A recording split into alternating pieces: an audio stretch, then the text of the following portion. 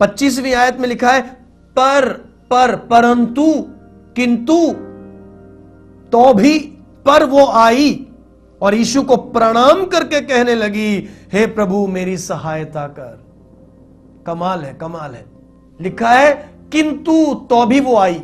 अरे उसको जाना चाहिए था। यीशु ने कहा मुझे तुझसे कोई मतलब नहीं है, तू अन्य जाति की है, मैं तुम्हारे लिए नहीं आया, मैं यहूदियों के लिए आया हूं। तो उसको तो चले जाना चाहिए था, कोसते हुए, यीशु मसीह को धिक्कारते हुए, यीशु मसीह की बदनामी करते हुए उसको चले जाना चाहिए था। यीशु मसीह ने तो उसका दिल तोड़ दिया था। परंतु यहां लिखा है वो आई, वो यीशु के, वो जहां खड़ी थी वहां से और यीशु की तरफ आई, यीशु के पास आई। क्यों आई? उसने वास्तव में यीशु मसीह को पहचान लिया था कि ये मात्र इंसान नहीं है बल्कि परमेश्वर का साक्षात पुत्र है, ये स्वयं मसीहा है, ये स्वयं परमेश्वर है। जब हम यीशु के पीछे चलते हैं हमारा लक्ष्य होना चाहिए कि हम यीशु को पहचाने। कई लोग यीशु को पहचानते नहीं है, उनको केवल बरकत से मतलब है, चंगाई से, शिफा पाने से मतलब है, उनको केवल आशीष से मतलब है, नौकरी से मतलब है। यीशु को पहचानने से कोई मतलब नहीं रखते हैं। यही तो भीड़ धोखा खा जाती है। मेरे और आपके अंदर का मकसद होना चाहिए यीशु को पहचाने। और मैं आज आपसे कहना चाहता हूं, जो बंदा, जो व्यक्ति, जो स्त्री, जो पुरुष यीशु को पहचान ले, वो फिर यीशु को छोड़ नहीं सकता है। अगर उसको कोई यीशु को छोड़ने के लिए कह भी दे तो वो कहेगा सारे दर पे जा चुका हूं, अब मैंने सच्चाई को पा लिया है, अब मैं ये दर छोड़ूं तो कहां जाऊं, और कोई जगह नहीं है, सत्य को मैंने पहचान लिया है, अब जीना मरना इसी के दर पर। वो यीशु के और पास आई। जब चुनौती बढ़ी, जवाब नहीं मिल रहा है, अब तक तो चुप्पी थी, अब चुप्पी टूटी तो जवाब ऐसा मिला जो दिल को तोड़ दे। फिर भी वो स्त्री चूंकि यीशु को पहचान चुकी थी, चूंकि उसके अंदर सच्चा विश्वास कार्य कर रहा था, वो दूर नहीं गई बल्कि यीशु के और पास आई। जवाब में जितनी देरी हो जाए उस देरी का फायदा उठाएं, यीशु के और पास आए, यीशु की ओर आए, यीशु के और पास आए। और उसने यीशु को प्रणाम किया और कहने लगा, हे प्रभु मेरी सहायता कर। अब यीशु ने एक और जवाब दिया, कटु शब्दों में जवाब दिया। यीशु ने उस स्त्री को उत्तर दिया, लड़कों की रोटी लेकर कुत्तों के आगे डालना अच्छा नहीं। यीशु मसीह का क्या कहना है? जब मेज पे रोटी रखी हो तो किसके लिए होती है? लड़कों के लिए, बच्चों के लिए होती है। बच्चों की रोटी को उठाकर घर में जो कुत्ते पल रहे हैं उनको देना ठीक नहीं है।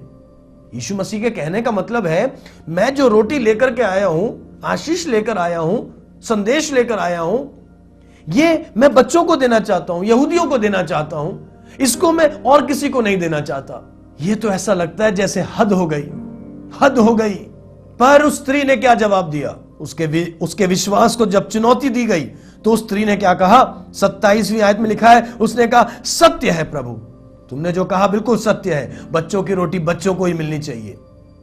आगे कहा, पर कुत्ते भी वो चूर चार खाते हैं जो उनके स्वामियों की मेज से गिरते हैं। जब विश्वास को चुनौती दी गई तो स्त्री ने ऐसा जवाब दिया, उस चुनौती से के ऊपर उठ करके उसने एक ऐसा जवाब दिया जिसने हर व्यक्ति के मुंह को बंद कर दिया।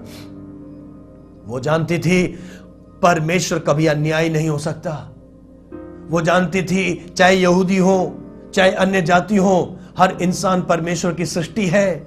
वो जानती थी कि इंसान परमेश्वर के पास, परम प्रधान परमेश्वर के पास ना जाए तो फिर कहां जाए। वो जानती थी परमेश्वर को उसकी सुननी पड़ेगी क्योंकि परमेश्वर अन्यायी नहीं है। स्त्री ने कहा, कुत्ते भी बच्चों के मेज पर से गिरने वाले चूर चार को खाकर पलते हैं। मतलब मुझे ज्यादा नहीं चाहिए, तेरी एक नजर, तेरा एक शब्द, एक बार तू मेरे परिवार की तरफ देख ले, अपनी अनुकंपा की दृष्टि मेरे ऊपर एक बार कर दे, मेरी बेटी ठीक हो जाएगी। मुझे ज्यादा नहीं चाहिए, थोड़ा सा मेरे लिए बहुत है। कैसा विश्वास। 28वीं आयत में लिखा है, इस पर यीशु ने उसको उत्तर दिया, हे स्त्री, तेरा विश्वास बड़ा है, जैसा तू चाहती है तेरे लिए वैसा ही होगा, वैसा ही हो। और उसकी बेटी उसी घड़ी से चंगी हो गई। क्या कहा यीशु मसीह ने? भीड़ चारों तरफ है, यीशु मसीह के चेले वहां खड़े हैं जो नहीं चाहते कि अन्य जातियों को कोई आशीष मिले। यीशु ने कहा, हे स्त्री, तेरा विश्वास बहुत बड़ा है और जैसा तू चाहती है वैसा ही हो, तेरा विश्वास जो कहता है वैसा ही हो। और बाइबल में लिखा है कि वो स्त्री, उस स्त्री की बेटी उसी समय ठीक हो गई।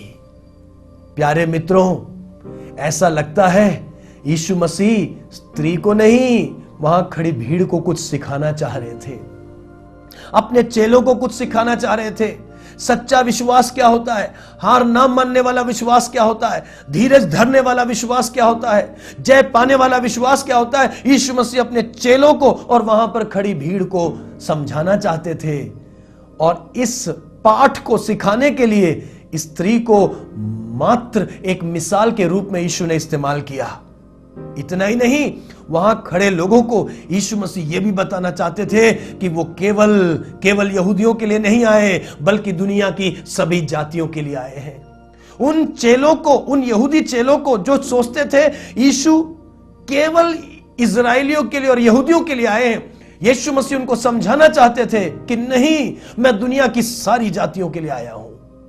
ऐसा लगता है कि मानो सबके सामने यीशु मसीह ने उस स्त्री को एक सर्टिफिकेट दिया है। उस सर्टिफिकेट पे क्या लिखा है? पिता, पुत्र, पवित्र आत्मा, सारे स्वर्ग के द्वारा यह प्रमाणित किया जाता है कि ऐ स्त्री, तेरा विश्वास बहुत बड़ा है।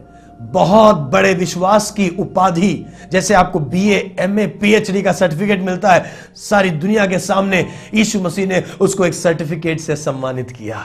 आपके साथ परमेश्वर कभी अन्याय नहीं कर सकता है, कभी नहीं कर सकता। परमेश्वर शब्द के अंदर लेश मात्र भी अन्याय नहीं है। आपके विश्वास की परीक्षा होगी, जरूर होगी, पर सच्चा विश्वास परीक्षा में स्थिर रहता है। आपका विश्वास परखा जाएगा, परखा जाएगा।